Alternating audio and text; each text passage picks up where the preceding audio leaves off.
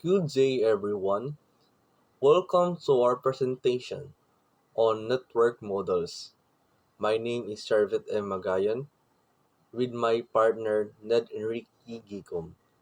We are excited to delve into the fascinating world of network models, exploring their applications and problem-solving capabilities.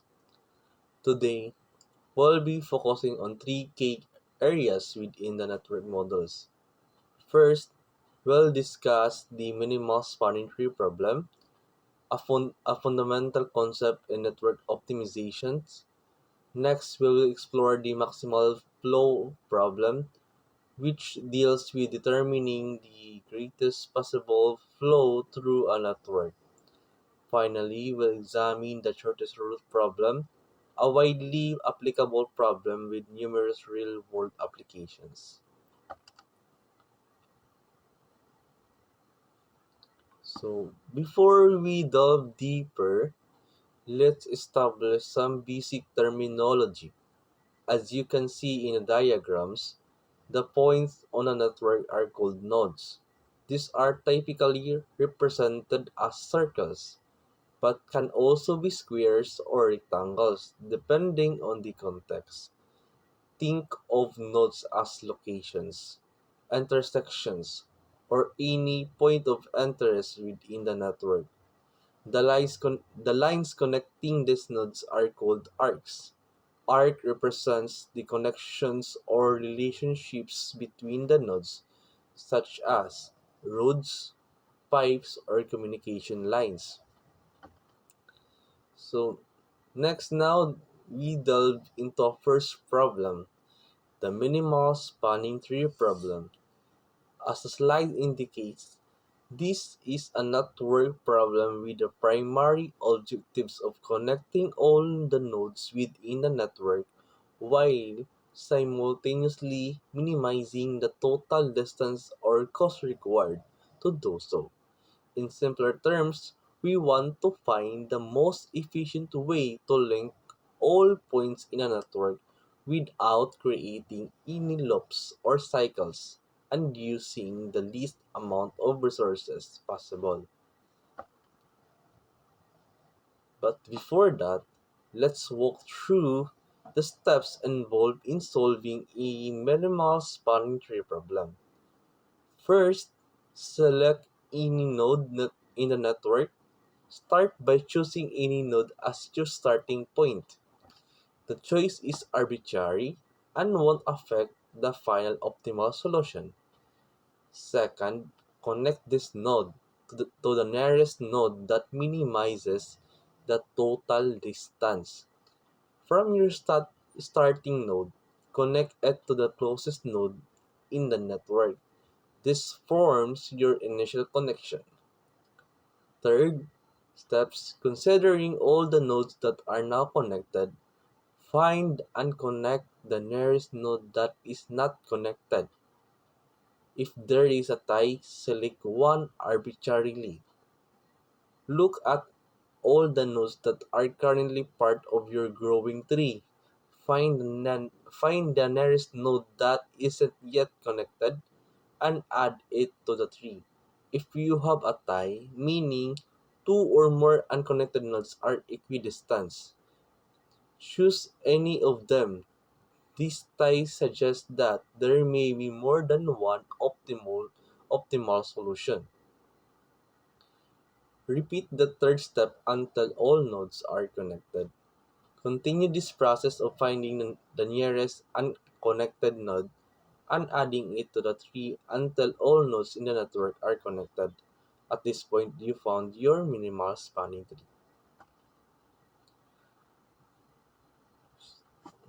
Next is to illustrate the process, let's consider a construction network example.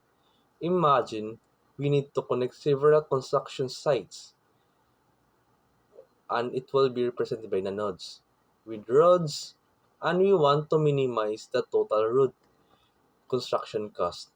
The number on the arcs represent the cost of building a road between those sites. Our goal is to find the minimal spanning tree for this network. connecting all sites at the lowest possible cost. Following our steps, we begin by arbitrarily selecting node 1. Looking at the arc connected to node 1, we see that the shortest distance is to node 3 with a cost of 2. Therefore, we connect node 1 to node 3. Then, our initial connections is now established. Next, now considering the nodes connected, nodes 1 and 3, we look for the nearest unconnected node. From node 3, the nearest unconnected node is node 4 with a distance of 2. So we connect node 3 to node 4. Then next, considering the nodes 1, 3, and 4, the nearest unconnected node is node 2 with a distance of 3 from the node 3. Thus, we connect node 3 to node 2. So next is continuing our process. We now consider nodes 1, 2, 3, and 4 as connected. From node 2, the nearest unconnected node is node 5 with a distance of 3. So we connect node 2 to node 5. And next, considering nodes 1, 2, 3, 4, and 5, the nearest unconnected node is node 6, right? With a distance of 3 from the node 3. Thus, we connect node 3 to node 6. Now, we now considering the nodes 1, 2, 3, 4, 5, and 6 as connected. The nearest unconnected node is node 8 with a distance of 1 from node 6. So we connect node 6 to node 8. And finally, with the nodes 1, 2, 3, 4, 5, 6, and 8 connected, the only remaining unconnected node is node 7, which is nearest to node 8 with a distance of 2. Thus, we connect node 8 to node 7. The next slides, these tables summarize the steps we just took to find the minimal spanning tree. As you can see, each step involves connecting the nearest unconnected node to the growing tree, incrementally, building the optimal solutions. The final total distance for a minimal spanning tree is 16. Then the next problem will be tackled by my partner Ned Enrique Gigom, and I thank you. So, good day everyone. I am Ned Enrique Igicom and I am about to report the network model. And we begin with the core concept in network analysis, the maximum flow. The maximum flow. So, a network problem with the objective of determining the maximum amount that may flow from the origin or source to the final destination is called the maximal flow. So, let's simply put this problem as what is the absolute maximum amount of something, be it cars on road, network, oil in a pipeline, or data packets in a computer network that can travel from starting point to an end point. So this is a crucial optimization challenge for logistics and infrastructure planning. So maximal this mo na yung ginatawag na maximal flow problem. So this also defines the goal of the maximum flow problem. The objective is to maximize the flow. I-maximize niya ang flow rather than minimizing it like cars, oil, or data through a network. So next, to solve this, we use an alternative method. The first step in our algorithm is to pick any available path from the source to the sink. Once nakakita ng path, nakaselect na, we need to find the bottleneck, which of it is the narrowest point on the path, the arc on road segment, and that has the smallest flow capacity. which we call the smallest available capacity, capacity C. So, steps for the maximal flow problem. These steps introduce the core process of the maximum flow algorithm, and the key is identifying the path and its bottleneck. Source Next is Monacia pick any path from the start source to the finish with some flow. So next is find the arc on this path with the smallest flow capacity available. Fourth is call this capacity C. This represents the maximum additional capacity that can be allocated to this row. So next, the second step is update. Since we've just routed the maximum possible flow C along the path, we must decrease the available capacity of every segment on the path by C. Crucially, the process also creates a reverse flow capacity and a residual capacity in the opposite direction by the same amount. So, for each node in this path, decrease the flow capacity in the direction of flow by the amount C. For each node on the path, nag-increase siya.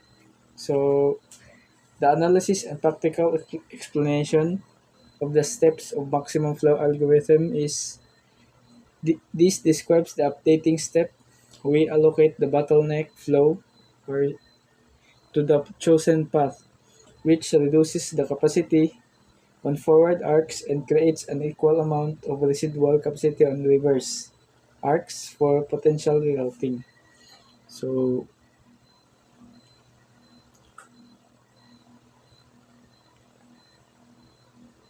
step 3 is the iteration. We repeat these two steps, find a path, allocate flow, and update capacities over and over again. So sa step 3, repeat lang ang process. So we continue this process until we reach a point where no path with available flow exists from the source to the sink. At that moment, the sum of all C values we've allocated is the optimal maximum flow for the entire network. So the analysis and practical explanation excuse me. This defines the stopping condition for the iterative algorithm. The process ends when no more flow can be found from source to sink. So, in this algorithm, the process will end when wala na ma-detect na flow or path nga from the destination A maabot sa B. So, if no path with flow exists, then the optimal solution has been found. So, nakita na nimong solution pag wala na siya nidagan. So, repeat these steps until an increased inflow is no longer possible. So, next is the maximal flow example, road network. So, example of maximal flow problem is road network. So, analysis and practical explanation. This slide introduces a real-world application of the problem. A road network, the numbers on the arcs represents the capacity in hundreds of arcs per hour. So, let's look at a practical example. The Acacia Road network. Our goal is to find the maximum number of cars that can flow from west to point 1 or node 1 to east point node number 6. The number you see on the roads represent the capacity, especially hundreds of cars per hour. So for an instance, the road from node 1 to node 2 has a maximum capacity of 300 cars per hour. So muna iyang explanation. Sa road network, example sa maximal flow.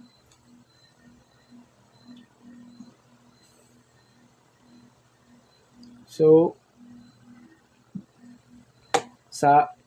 next is the iteration 1 of maximal flow. So, the first path chosen is 1, next is 2, and then 6. The arc capacities are 3 in 1 to 2 and 2 in 2 to 6. The bottleneck says the minimum, which is 2. So, muna siya ang kuhan sa explanation na iteration 1 of maximal flow. Next is the iteration 2 of maximal flow. So, the context is analysis and practical explanation is the second path 1 to 2 and 4 to 6. After the first iteration, the remaining capacities are used to find the new bottleneck. The bottleneck is number 1, called is equal to 1. So for the second iteration, the path chosen 1, 2, 4, 6, looking at the remaining capacities, we find the smallest that it is the number 1. So this flow is allocated the new path. Diagram shows that a new flow of 1 is added to the total. Notice the segment 1 to 2 now has a capacity of O, meaning it is completely saturated. So next is iteration 3 of maximal flow. 1, 3, 5, 6 is less than the maximum capacity of 2. So the explanation is the third path 1, 3, 5, 6, the path capacities are 10, 2, and 6. So here the bottleneck is number 2. So the available capacities along this path are 10, 2, and 6, and we find that the bottleneck again is number 2. The flow is allocated, making the segment 3 to 5 capacity 0 in a set of 2 minus 2 equal to 0. At this point, no more path with capacity can be found from node 1 to node 6. So next, it is the summary table path or flow total. So this summarizes the results of the iterations, showing the total maximal flow. The sum of the allocated flows is the final answer. So the total maximum flow is the sum of the flows allocated in each iteration. So the flows were 200 cars from C to 2, 100 cars from C to 1, and another 200 cars from C is equal to 2. So this gives us a total maximum flow of 500 cars per hour. So, or 500 cars per hour. So this tells us the absolute maximum traffic the network can handle. So next, a network problem with the objective of finding the shortest distance from the one location to another. It is called the shortest route problem. So let me introduce this problem. So this is a different network problem. So the shortest route problem, the objective is to find the minimum distance, time, or cost between 2 points. So minimum na po diya dili kay na kay maximum man ang nakuan nila. So next we transition to a different problem, the shortest route problem. While maximal flow maximizes the capacity, the shortest route minimizes the distance, time, or cost or capacity from a starting point to an ending point. So this is commonly used in GPS, ginagamit sa GPS, logistics, and supply chain management. So these are the applications of the shortest route problem. Next is the steps of the shortest route algorithm. Find the nearest node to the origin plant and put the distance box by the node. So the algorithm always a form of this starts by the finding the shortest path. Shortest path ay pangita from the origin to the nearest directly connected node. So the algorithm for this is the simple and starting from the origin, the plant, the first step is to identify the single nearest node to it. Now, first is identify the single node, a single nearest, which is we mark this node and note the distance to it. It is usually by putting the distance in a box next to the node. So, this is the core iterative step, finding the next nearest unmarked node. Considering all paths to marked nodes, this often requires checking the multiple paths. So, in step 2, we expand outward. From the node we've already marked, we find the next nearest unmarked node to the origin. We have to check the several different paths that go through the marked nodes to guarantee we find the absolute and shortest route to this new node. Again, we mark this node with its shortest distance from the origin. Then several paths may have to be checked to find the nearest node. Part Next step of the shortest route algorithm is repeat this process until you have gone through the entire network. No? The process is repeated until the destination node is reached. Hantod ma-reach niya ang destination node, the final list, which is the final distance in the route. So, step 3 is the conclusion. We repeat this process of finding and mark the next nearest node until we have successfully reached the final destination, or called the warehouse. Once the ending node is marked, the number in its box represents the total distance of the shortest possible route from the plant to the warehouse. So, mo ni siya no application sa short route problem is the supply chains jud gani nga sa industrial. Kay ang pinaka-common man jud is kanang nga gina-deliver nilang product sa shortest time possible. Gina-minimize nila ang time of delivery to achieve efficient transportation sa product. So the ending node will be the distance of the shortest route. So next example of the shortest route is the plant to warehouse. So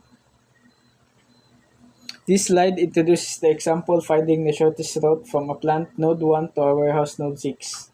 The numbers are distance in miles. Our example is finding the shortest route to race plant node 1 to the warehouse node number 6. The numbers on the roads are the distance in miles. We are looking for the minimum total mileage. So the shortest route. So first iteration node 2 marked with 100. So iteration 1 finds the nearest node, which is node 2 at 100 miles. Second iteration node 3 marked with 150. Iteration 2 finds the next nearest node 3. Path 1 number 1 to 3 is 200. 1, 2, and 3 is 150. So node 3 is marked with 150 miles. Third iteration, node 5 marked with 120, which is the next nearest node is number 5. The path 1, 2, 3, 5, 100 plus 50 plus 40 equals 190, which is the shortest path to node 5. So the next or the fourth iteration reaches the final node, node number 6. The shortest path is 1, 2, 4, 6 via 100 plus 200 plus 100 equals 400. Or 1, 2, 5, 6, 100 plus 100 plus 100 equals 300. So the shortest is 290, which is 1, 2, 3, 5, 6, which will result to 290. So that's all for my report, and thank you.